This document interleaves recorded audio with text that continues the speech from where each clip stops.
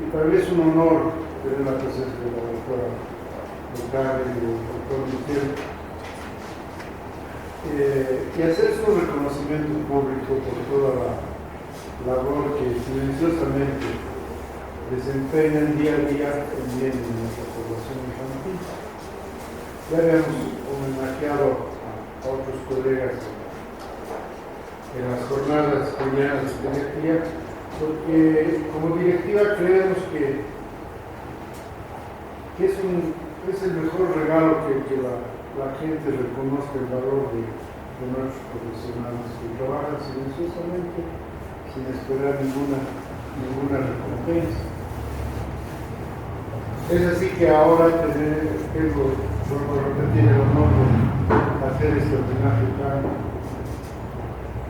representativo y a nombre de la directiva de la Sociedad Paceña de Pediatría a la doctora Daisy Bocante Pérez, ella, como todos la conocen, pediatra nefróloga del Hospital del Niño Doctor Emilio Aleaguría.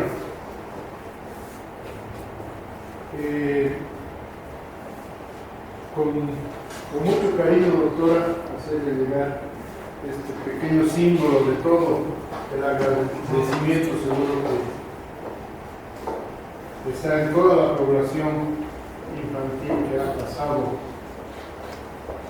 por sus manos y se ha beneficiado de todo lo bueno que ha podido darle.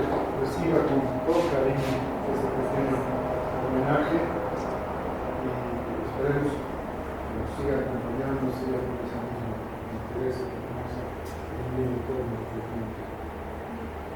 Muchas gracias, muchísimas gracias. Y bueno, pues, como uno dice, ya que uno no puede hacer nada para evitarlo, hay cosas que para realizar. Muchísimas gracias.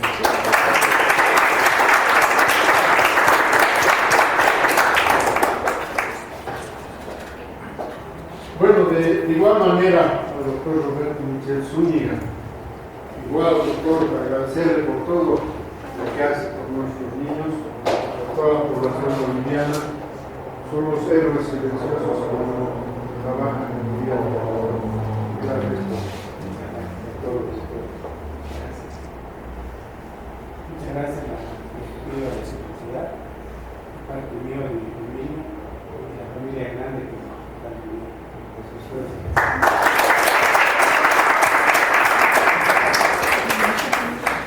Bueno, ahora me toca presentar a nuestra expositora de la jornada de hoy día, siguiendo con el ciclo de nefrología, la doctora Yoconda Daniela Andrade Veneros. Ella es pediatra, formada en el Hospital del Niño Luis Uriarte.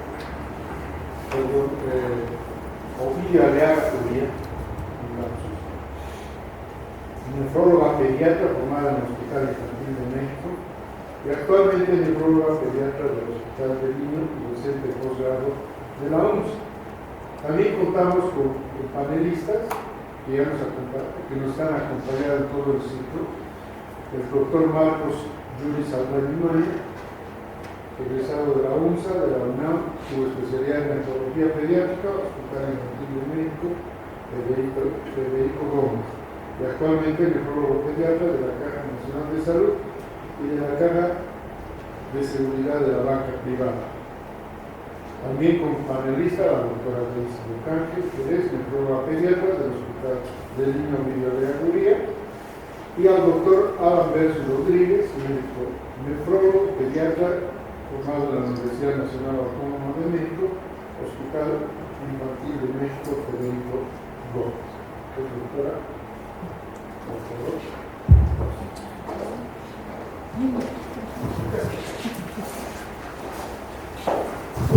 Buenas noches. Vamos a hacer una revisión sobre lo que corresponde a displasia renal multiquística.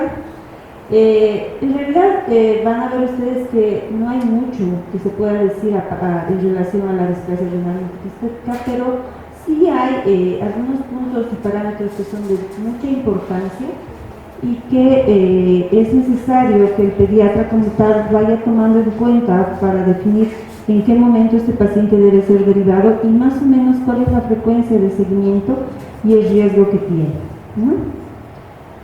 Si nosotros hacemos una revisión de múltiples artículos de años pasados, de los 90, de los 80, de los 70, durante esta época se hablaba mucho de los factores predictivos y en todos estos artículos se menciona que no hay algo que nos pueda decir exactamente qué va a hacer que el paciente vaya a desarrollar esta alteración, ¿no? Porque esta alteración no se cataloga como una alteración de forma hereditaria, ¿no? El diagnóstico, la epidemiología no ha variado desde esos tiempos hasta la fecha, se han hecho bastantes estudios, pero hay algo en lo que enfocan la mayoría de estas revisiones, es el diagnóstico prenatal, que es sumamente importante, y con el tiempo, hablando de las malformaciones neurológicas, el diagnóstico prenatal es el más importante para poder definir el seguimiento del paciente, hablar de su pronóstico y el manejo que debemos hacer y las intervenciones correspondientes, ¿no? Para hablar de displasia multiquística, en algunos casos se prefiere considerar que esta alteración o este diagnóstico se lo da a aquellos pacientes que presentan quistes solamente de un lado, ¿no? Y hablando de poliquistosis, corresponde ya a pacientes que traen la alteración de forma bilateral, ¿no? Entonces, considerando todo esto y habiendo hecho estas revisiones, vamos a comenzar, ¿no? La alteración a nivel o el desarrollo a nivel embriológico es lo que nos va a orientar, ¿no? Hablando y haciendo un recordatorio de esto, sabemos que el pronefros va a involucionar tempranamente y a la cuarta semana el mesonefro va a dar origen a lo que corresponde al conducto de Wolff, que es muy importante para la formación de los uréteres, el aparato genital masculino y la yema ureteral, que en conjunto con el metanefro van a ayudarnos a el desarrollo final de los riñones, y en función a eso vamos a poder ver las diferencias y lo que puede ocurrir en el momento en que hay algún tipo de alteración. Perdón, ¿entramos enteros? No sé nada. Muchas gracias.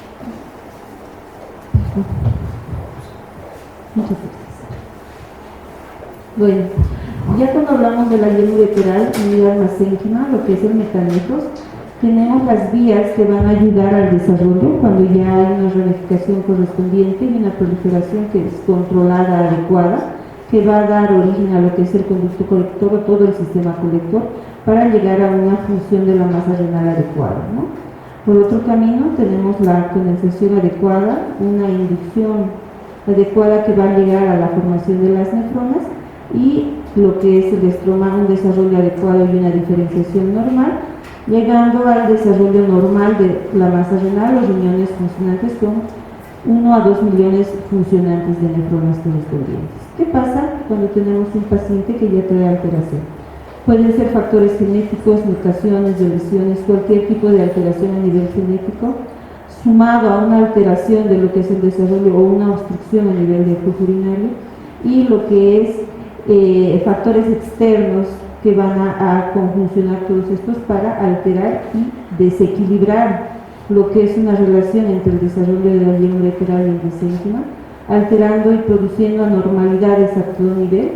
Cuando hablamos de las anormalidades a nivel de los conductos, tenemos lo que son los quistes, que es lo que vamos a hablar hoy parcialmente, porque el tema de quistes renales realmente es bastante amplio en bastantes aspectos, dependiendo del lugar donde se localiza, ¿no?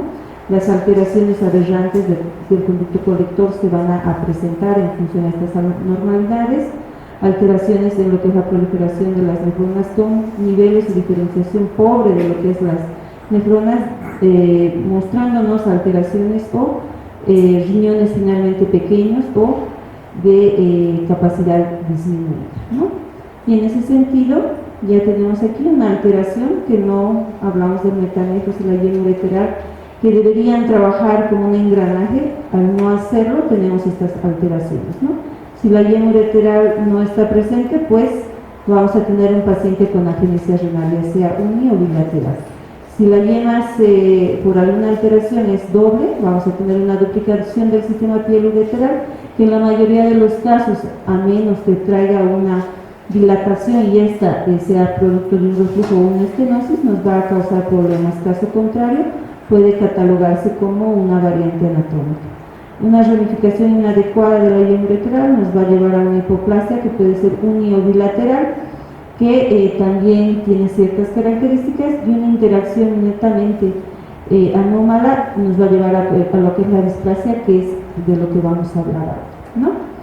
Ya el conducto de Wolff en la quinta a novena semana va a formar los uréteres, como había mencionado previamente, y una alteración en todo esto, una inserción inadecuada de los músculos, genera lo que es el reflujo vesiculolateral, que es una de las patologías más frecuentes cuando hablamos de malformaciones, y una alteración en la migración, el riñón ectópico, que en la mayoría de los casos, al estar fuera del lugar, también puede ser pequeño, hipoplásico y no funcional, ¿no? Esas son las alteraciones más frecuentes en cuanto hablamos del origen de estas, ¿no? Y aquí hablamos de lo que corresponde a lo que es el CACUT, que es la abreviatura en inglés obviamente, pero son las anomalías congénitas del riñón y el tracto urinario.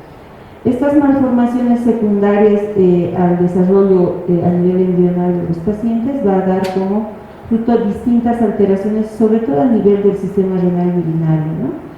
En los últimos años, la detección temprana a nivel prenatal nos ha ayudado mucho. A nivel mundial se reporta que entre el 20 al 30% de estas malformaciones ya se logra detectar a nivel prenatal, lo que corresponde que todavía nos falta trabajar bastante para lograr un porcentaje mayor de diagnóstico que nos ayude a que el paciente tenga también un pronóstico favorable, ¿no?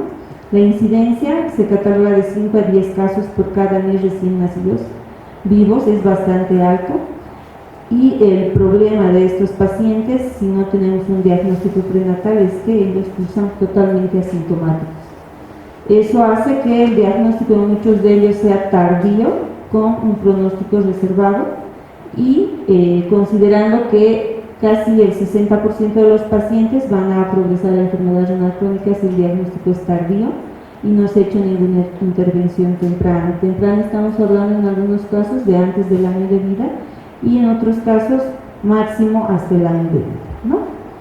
Cuando ya hablamos de dilataciones del tracto urinario, que son las malformaciones más importantes, la displasia renal multiquística llega a ser el 5% en comparación a lo que es la dilatación fisiológica que vemos y la detectamos en el prenatal, pero sigue teniendo un espacio de gran importancia que nosotros debemos vigilar, no tanto por la misma displasia, sino por lo que viene de la mano de esta, que lo vamos a ir viendo.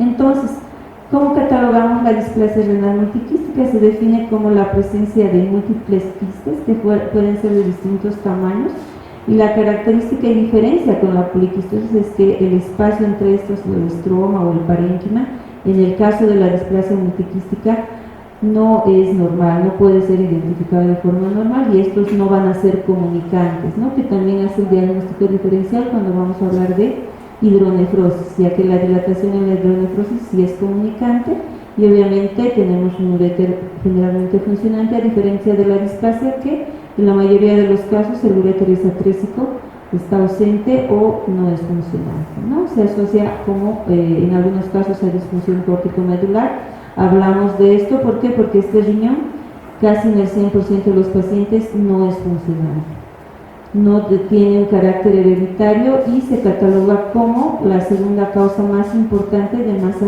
o de enfermedad quística en niños. La epidemiología es muy variable, ¿no? En todas las revisiones que pues se han realizado, el dato es muy similar, 1 cada 4.300 recién nacidos vivos, pero tienen incidencias muy bajas de hasta 1 por cada 1.000 recién nacidos vivos. Esto es bastante variable. El lado izquierdo es el más afectado, se desconoce exactamente por qué, pero en la mayoría de las revisiones lo mencionan, ¿no? Y el género masculino es el más afectado en la mayoría de los casos, sobre todo cuando es unilateral. Estamos hablando de casi 3 veces más la posibilidad de que los varones vayan a presentar displasia, ¿no? Y es la segunda causa de masa renal en el recién nacido luego de la hidronefrosis, ¿no? Otros datos importantes: el diagnóstico prenatal se hace ya en el 60-80% de los pacientes con esta malformación y el postnatal menos del 20%.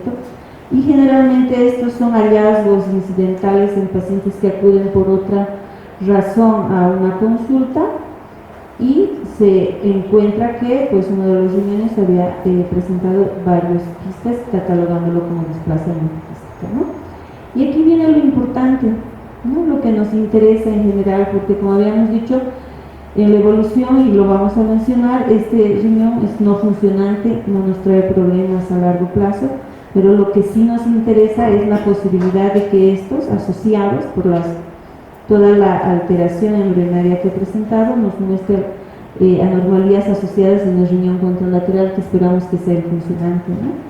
Cerca del 48%, estamos hablando de casi la mitad de los pacientes con displasia multiquística pueden tener asociada una malformación, y la más importante es el reflujo vesicoureteral en una cuarta parte de estos, ¿no? Otros menos frecuentes son las obstrucciones altas a nivel ureteropiélica y otras a nivel ureterovesical, que son las menos frecuentes, pero no debemos olvidar que también es una posibilidad, ¿no? Cabe mencionar, adelantarnos un poquito, que el diagnóstico del reflujo no se hace vía ecográfica, ojo. Tengo muchos reportes ecográficos que dice dilatación asociada al reflujo. El diagnóstico del reflujo vesicoureteral nada más se puede hacer con un cistograma miccional. Sí, muy importante, ¿no? Y entre otras alteraciones o anomalías que pueden presentarse en el mismo lado afectado, también se menciona el reflujo. Este dato del reflujo es sumamente importante para tomar decisiones en cuanto a estudios complementarios adicionales y conducta quirúrgica, ¿no? Y a mucho más raro, riñones en herradura o ureterocele, que es muy poco frecuente en presentación, ¿no? La presentación clínica, como les había mencionado, es asintomático, un paciente que no tiene ningún tipo de molestia, no es el paciente que presente edema o que presenta volúmenes urinarios bajos o tiene dolor, hematuria, nada, no trae ningún síntoma. Y algunas revisiones que mencionan la posibilidad de que presente proteinuria, pero ya estamos hablando en etapas en las que el paciente ya está presentando una enfermedad renal crónica, considerando que el riñón contralateral no ha logrado sustentar la función a largo plazo, ¿no? Y algunos síntomas raros mencionan como masas abdominales y el dato de la posibilidad de infecciones urinarias, pero estas no están netamente asociadas a la presencia de la displasia o los quistes, sino más bien a la presencia de dilataciones secundarias a reflujos, ya sea en el mismo riñón o en el riñón contralateral, ¿no? Y el hallazgo ecográfico, que muchas veces es accidental, ¿no? El diagnóstico, ecografía prenatal, es lo más importante, ¿no? Los múltiples quistes que vamos a ver, que en algunas oportunidades han confundido incluso al especialista, considerando que esto podría ser una hidronefrosis, y pues se ha realizado un cistograma y otros estudios que no han sido de gran ayuda, ya que era nada más una displasia, ¿no? ¿Qué otra cosa es importante? La displasia multiquística puede asociarse a múltiples síndromes, y dentro de uno que es muy importante es el Bartter, ¿no? Lo vemos frecuentemente, y si bien no es lo más frecuente que la displasia multiquística se presente, sí el Bartter va a tener alteraciones de conductos, ¿no? Sobre todo la hidronefrosis, reflujo, estenosis. Entonces nuestra obligación como pediatras es, si yo tengo un niño con asociación Bartter, pedirle una ecografía renal y de vías urinarias para asegurarme que no traiga ninguna alteración asociada, ¿no? Estos son síntomas menos frecuentes, pero que también se asocian a la presencia de displasia y quistes. La historia de la enfermedad, en este caso, la displasia renal multiquística, tiene en la mayoría de los casos la posibilidad de involucionar. El riñón que presentaba múltiples quistes se hace más pequeño e incluso puede ser no detectable a nivel ecográfico en cerca del 60% de los pacientes, ¿no? En algunos casos mínimos, antes del nacimiento, estos desaparecen. Después de que en una primera ecografía se ha visto, luego el riñón ya no es visible en muchas oportunidades, y puede ser una desaparición completa cerca del 20% y una parcial del 70%. Al reducir el tamaño de estos riñones o este riñón afectado, es lo que hace que no nos traiga problemas a largo plazo, ¿no? No hay modificaciones en el tamaño en la tercera parte de los pacientes, ¿no? Y lo que esperamos es que el riñón contralateral sea hipertrófico, de mayor tamaño, y lo que haga que la función sea mayor, pero también tiene sus connotaciones, ya que un riñón hiperfuncionante que hiperfiltra va a tener un porcentaje menor de vida a mediano y largo plazo, que también nos habla del pronóstico del paciente. Eso hace que la necesidad de seguimiento de este paciente sea de suma importancia de acuerdo a los hallazgos que encontramos, ¿no? Complicaciones. Se había hablado en décadas pasadas mucho de lo que es la hipertensión secundaria, y todavía uno escucha a algunos urólogos que es urgente que se proceda a la nefrectomía en estos pacientes, ya que la posibilidad de hipertensión es muy alta. Hay varios estudios, uno de ellos que me ha parecido bastante similar al resto, ¿no? Es que la tasa de hipertensión es de 5.4 por cada 1000 pacientes con displasia renal multiquística, y es 10 veces menor que un paciente de la población general, que es de 4 a 5% la posibilidad de que tenga hipertensión. Por lo tanto, la posibilidad de que estos pacientes progresen o presenten hipertensión a largo plazo es realmente mínima, y la resolución por nefrectomía, incluso en algunos estudios realizados, reporta que solamente el 25% de estos pocos pacientes que tenían hipertensión han mejorado o han resuelto el problema tras la nefrectomía. Por lo tanto, es limitada la necesidad de realizar realmente una nefrectomía, ya que en los niños tenemos puntos muy particulares, o muy pocos aquellos que nos digan que es necesario hacer una nefrectomía por las complicaciones postoperatorias que se presentan, ¿no? Malignidad.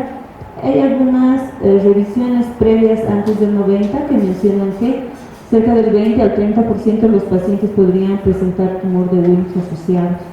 Sin embargo, las revisiones últimas, incluso esta que menciona, que habían incluido 1049 pacientes, ninguno de estos había presentado tumor de Wilms. Por eso, la posibilidad de malignidad se ha determinado que es realmente muy baja, lo que nos da mejor pronóstico para el paciente en este aspecto, y nos disminuye la necesidad de hacer otros estudios adicionales o el seguimiento oncológico, ¿no? El manejo y seguimiento: se sugiere que nosotros durante los 2 primeros años de vida hagamos una ecografía semestral, no para ver la evolución solamente del riñón displásico, sino para ver el crecimiento del riñón contralateral, y lo que se espera es que el riñón contralateral crezca y que sobrepase el percentil 95 para que hablemos de una funcionalidad adecuada de forma indirecta, para evitar hacer otros estudios como es la mamografía, ya que esta todavía es bastante discutida en cuanto a los estudios complementarios que se deben hacer. Pasados los 2 años, una ecografía anual para determinar esto y evaluar otras alteraciones, ¿no? Otros estudios de imagen: el cistograma o el retrocistograma miccional solamente estaría indicado en aquellos pacientes con hidronefrosis contralateral que presenten infecciones urinarias recurrentes, que estemos prácticamente seguros que el origen de las infecciones recurrentes es esta hidronefrosis por reflujo o por estenosis. Estaría indicada la realización del cistograma, ya que estamos hablando de radiación que se va a administrar al paciente. No se considera hacer un cistograma de rutina en estos pacientes, aunque tuvieran la dilatación, ¿no? Porque muchas de estas dilataciones son mínimas, solamente habría que observarlas, y también evaluar otros factores de riesgo como estreñimiento, que es muy frecuente, y mal aseo de la región genital, sobre todo en las mujeres, ¿no? Y la gamografía, como había mencionado, es muy controversial. Antes se hacía como de rutina a todos los pacientes que traían displasia, y esto le proporcionaba radiación al paciente, riesgo en un cierto porcentaje de cáncer a largo plazo, que no nos daba ningún dato adicional, y está reservada para aquellos pacientes que tengan algún grado de dilatación, obstrucción, que sugiera que haya una disfunción en el riñón contralateral, ¿no? Para ayudarnos a determinar algún tipo de conducta también quirúrgica. Como había mencionado, realmente no hay mucho de qué hablemos. Lo que nos interesa es la detección de las alteraciones del riñón contralateral, la preservación del riñón contralateral, que debe funcionar y darle la calidad de vida normal al paciente. Algo que también es importante es que todos estos pacientes renales tampoco tienen contraindicados la administración de vacunas, porque últimamente he visto muchos pacientes con malformaciones renales que no les, por pediatras están indicados que no deben vacunarse, no hay ninguna contraindicación desde ningún punto de vista, pero sí es importante el seguimiento y que si lo encontramos, lo derivamos, no alarmemos al papá primero, porque alarmamos no va a funcionar, es urgente que vaya a la valoración, si es necesario hacerla, debe mantenerse el seguimiento, pero no se cataloga como una urgencia porque en ese momento, a menos que la displasia sea bilateral, que si es así pone en riesgo la vida del paciente y es en días o en semanas que el paciente puede fallecer, no pasa lo mismo con la displasia, ¿no? Pero sí debe mantenerse el seguimiento por el nefrólogo pediatra. Gracias.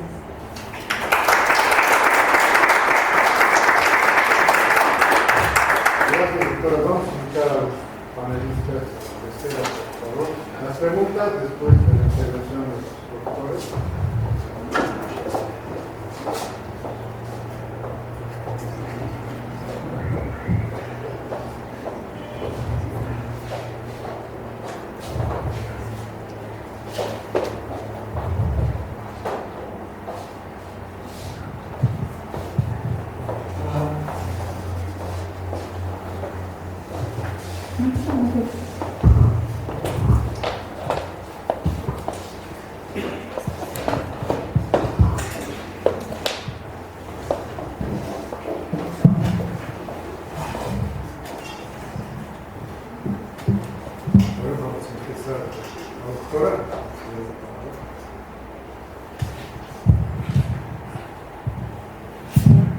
Buenas noches.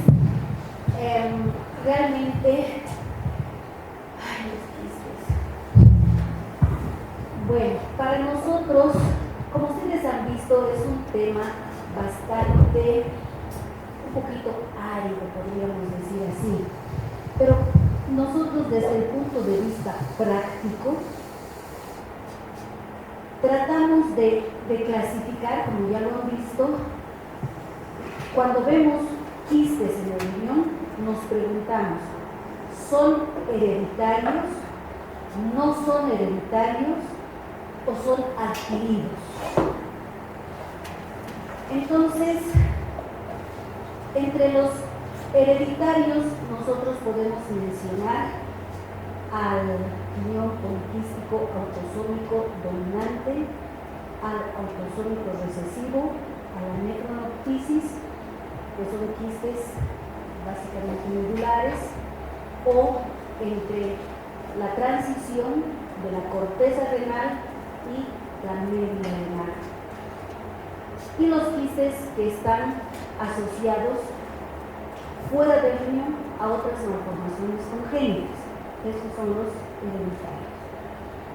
Los no hereditarios, ahí está la displasia renal multiquística, porque no depende del gen, depende de un problema en el desarrollo embrionario. ¿Han visto ustedes la figura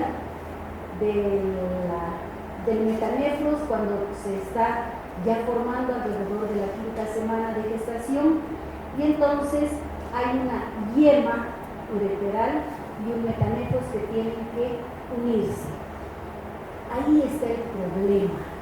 No es hereditario, es defecto de la formación embrionaria durante el desarrollo. Entonces, ese tipo de displasia es la que vemos con un poco más de frecuencia. Y si es unilateral, nosotros sabemos de que a ese paciente no le va a pasar nada y va a vivir toda su vida y se va a morir de viejito, sin insuficiencia, sin daño renal, siempre y cuando el riñón contralateral esté sano. Entonces, tenemos que hacer un seguimiento, estudiar, chequear el riñón con un estudio ecográfico, ver si lo vemos más grandecito, es una hipertrofia compensadora. Si vemos que no hay dilataciones, solamente el seguimiento, porque como ustedes han visto, no vale la pena ser un poco más agresivos en estudios invasivos, como un cistograma miccional, como una gamografía, una centellografía renal. ¿Por qué? Porque si no hay dilatación y el paciente no tiene infecciones urinarias, ¿para qué lo molestamos?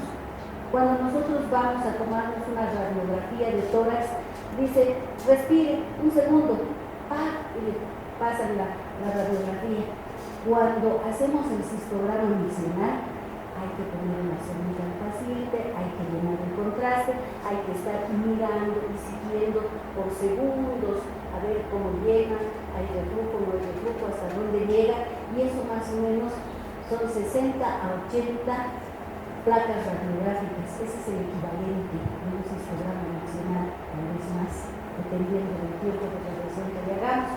Entonces, si no hay síntomas de infección urinaria recurrente, dilataciones, simplemente hacemos el seguimiento, porque si lo vemos grandecito, sabemos que lo que le está faltando al riñón multiquístico lo está teniendo el riñón normal. Entonces, si hacemos una centellografía sería para saber qué grado de función renal tiene ese riñón, y con seguridad nos van a decir el multiquístico 0, 1, 5%, el otro 95 o 100%. Ya lo sabemos, ¿para qué le hacemos? Claro que, bueno, algunas veces dicen los colegas, no, que ese riñón hay que sacarlo porque le va a producir el desarrollo de un tumor de Wilms.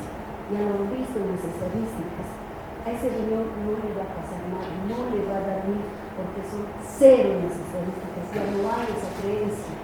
Eso pasa con el multiquístico. Otra cosa ya es el riñón hereditario, es decir, los quistes hereditarios, los autosómicos dominantes, que son los del adulto, y los recesivos, que se presentan en la edad pediátrica. Los adquiridos son aquellos como el quiste renal simple o aquellos que se desarrollan durante la enfermedad renal crónica o durante a los pacientes que están en hemodiálisis también desarrollan quistes. Bueno, tal vez podríamos ver algo de tratamiento, qué es lo que se está haciendo últimamente, porque cualquier cosa que evite el crecimiento del quiste o la multiplicación del quiste sirve, pero creo que está en proceso experimental.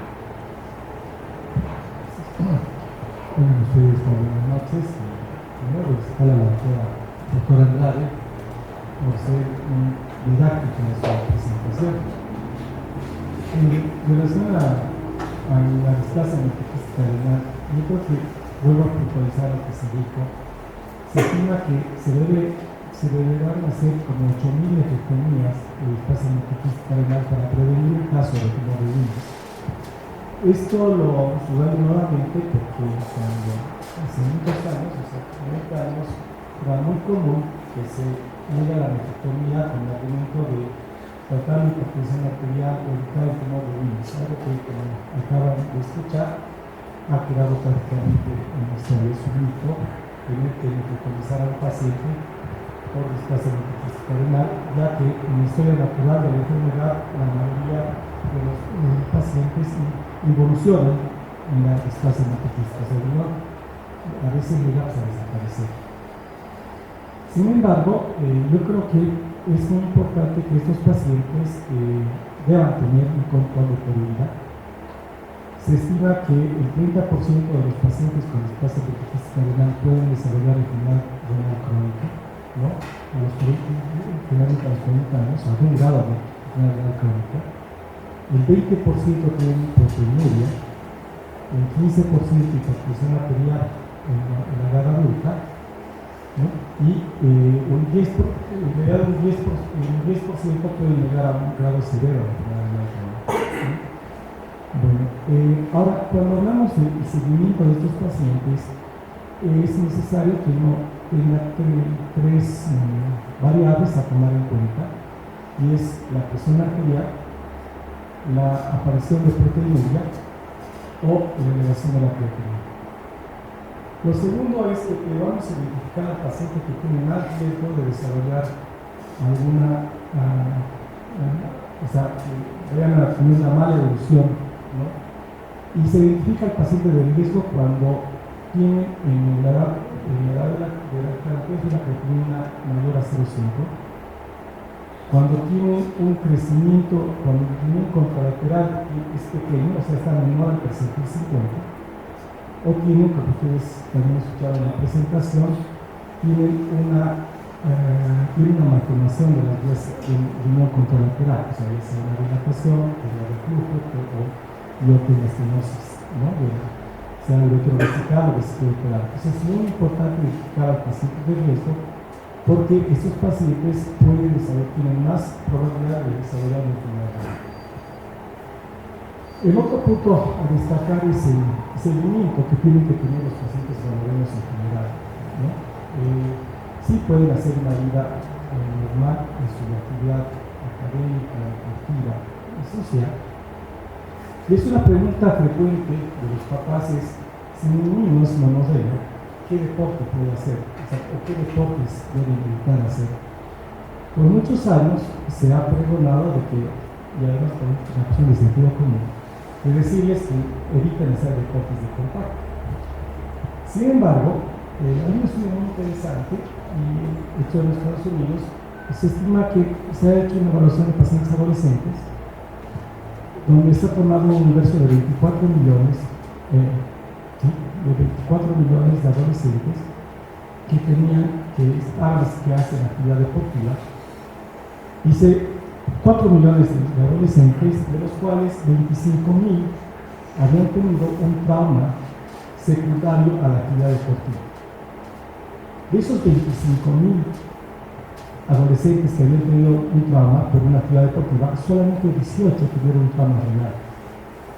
Es decir, no vale la pena limitarlos en una actividad deportiva a un paciente monorreno, porque su probabilidad de tener un trauma renal secundario a una actividad deportiva es muy baja. Otro estudio muy interesante demostró que hizo la relación de trauma renal con qué actividad deportiva proporcionaba la lesión, y se vio que entre los deportes el ciclismo es el que más probabilidad tiene de causar trauma renal, justamente por lesiones por la nuca. De ahí que si un niño o un adolescente monorreno quiere practicar actividad deportiva, puede elegir la actividad deportiva. Las estadísticas demuestran que no tenemos que limitar. Es más, la actividad deportiva disminuye la probabilidad de hiperfiltración.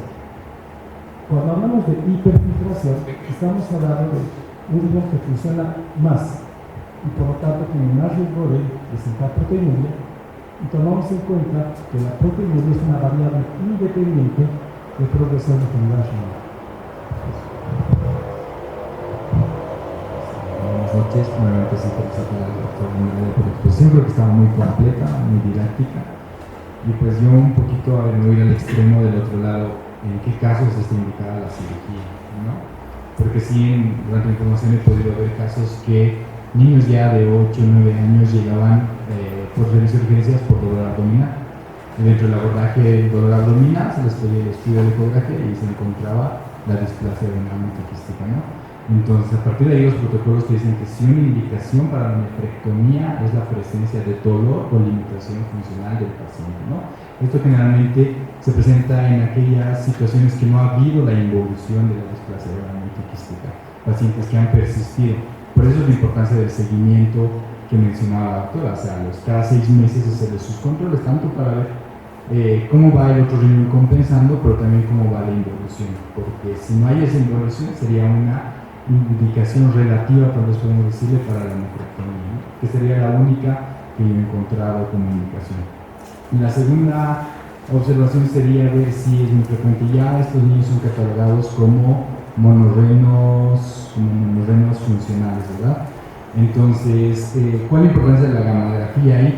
Tal vez yo no lo vería la importancia de la gamografía tanto para ver como el riñón displásico, porque el riñón displásico vamos a ver que va a tener una funcionalidad del 5 o 10%, pero nos puede servir tal vez para tener una primera evaluación del riñón contralateral. para ver cómo está el mecanismo compensatorio, cuánto de funcionalidad tiene. Si no es en todos los pacientes, pero sí tiene ciertos grados de indicaciones para realizar el estudio con la gamografía en ciertos pacientes determinados. Entonces, a partir de eso, nosotros a los papás tenemos que explicarles qué es un monorrenal funcional, que por definición ya tiene una enfermedad renal crónica, porque tiene una alteración estructural, y a veces el término de enfermedad renal crónica es lo que alarma a los papás, ¿no? Pero sí hay que mencionarles, hay que explicarles, porque ellos posteriormente, otro personal médico les puede decir que tiene enfermedad renal crónica y se alarman, ¿verdad? Pero hay que explicarles que por definición ya son enfermos renales crónicos y hay que cuidar ese riñoncito. Y una situación muy importante que yo veo y les explico siempre es la cantidad de ingesta de agua que tienen que tener al día una persona que es monorrena. Generalmente eso varía mucho de acuerdo a las edades, la cantidad de agua. Segundo es cuál es la relación de la ingesta de sal, que es lo que te preguntan bastante igual los papás. ¿Cuánto de sal tiene que comer mi hijo? Ya tiene un solo riñón, si le vamos a dar más trabajo con la ingesta de sal. Entonces, pues de acuerdo a los requerimientos basales, yo siempre, algo que aprendí allá de los nutricionistas en nefrología era, pues si nosotros vemos todas los productos que se compran, tienen la cartilla nutricional, y tienen cuánto de cantidad de sodio, tienen cuántos requerimientos debemos tener. Entonces, lo que se había llegado al consenso en las revisiones era que todos los productos que tengan una cantidad menor a 140 miligramos de sodio del producto era lo que más beneficiaría o lo que estaban autorizados estos pacientes a consumir en la cantidad de sal. Si nos vamos a un extremo, si nosotros vemos cuánto de cantidad de sal tiene la Coca-Cola, cuánto de cantidad de sal especialmente tienen las galletas, son bastante altas, son 300, 400 miligramos por galleta, entonces es bastante alto la cantidad de sodio. Y lo tercero era en relación al peso, ¿no? Si ellos van a ser obesos a futuro, pues ya tienen un factor de riesgo propio, la obesidad, de desarrollar hipertensión, desarrollar diabetes o desarrollar una propia glomerulopatía por obesidad. Entonces yo creo que esos tres parámetros son muy importantes cuando hacen el seguimiento del paciente monorrenal funcional, ir haciendo un control estricto del peso, del crecimiento. Eso es bastante importante en este tipo de pacientes. Bueno, gracias a los doctores, a los panelistas. Pasaríamos a la ronda de preguntas.